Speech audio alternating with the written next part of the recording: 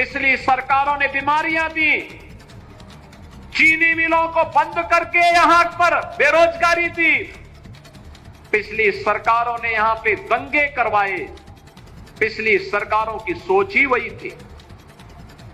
आपने देखा होगा अभी ये लोग जो परिवारवादी हैं, जिनकी सोच केवल अपने परिवार तक सीमित है, जाति का नारा देते हैं, लेकिन जब सत्ता में आते हैं तो तुष्टीकरण की नीतियों की पराकाष्ठा को पूरी करते हुए केवल अपने परिवार के विकास की बात करते हैं, अपने परिवार तक सीमित रह जाते हैं।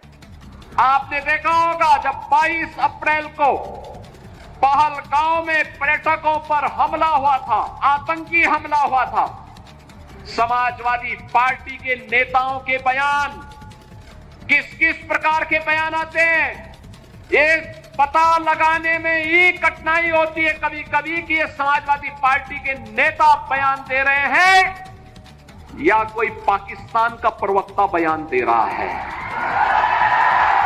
ये पता लगाने में ही कठिनाई हो जा रही है।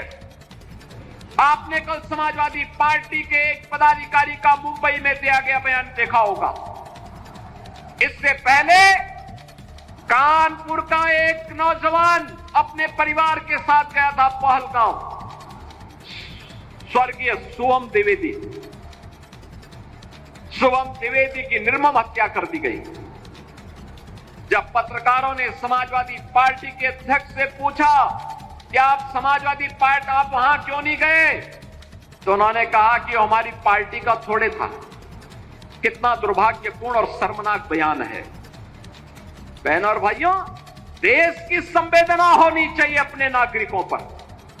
पूरा देश पार्टी लाइन से ऊपर उठ करके एक साथ इस घटना की निंदा कर रहा है और समाजवादी पार्टी के लोग इस प्रकार का दुर्भाग्यपूर्ण बयान देते हैं, इस प्रकार का दुर्भाग्यपूर्ण बयान देते हैं।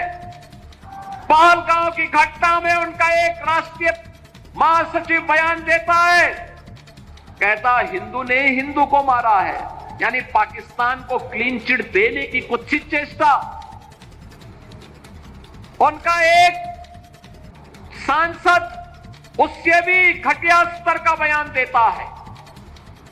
बहनों और भाइयों, जब भी जातिवाद की राजनीति होगी, जब भी विभाजनकारी राजनीति होगी, तो तुष्टीकरण की पराकाष्ठा को पार करते हुए आपकी सुरक्षा के साथ ऐसे ही खिलवाड़ करने का कुत्सित प्रयास करेंगे जैसे वर्तमान में कुछ कांग्रेस के नेता और समाजवादी पार्टी के नेता कर रहे हैं।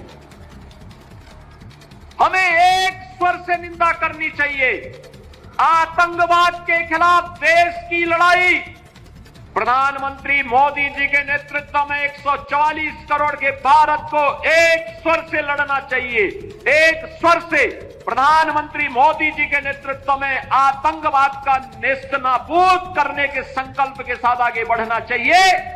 इस संकल्प के साथ अगर हम आगे बढ़ेंगे तो जैसे 10 वर्ष में आपने देश से आतंकवाद को, नक्सलवाद को, उग्रवाद को समाप्त होते हुए देखा होगा, ऐसे ही जो थोड़े तत्व सिर उठाने का प्रयास कर रहे हैं, इनके भी जहन्नुम में जाने के दिन बहुत शीघ्र सामने दिखाई देंगे।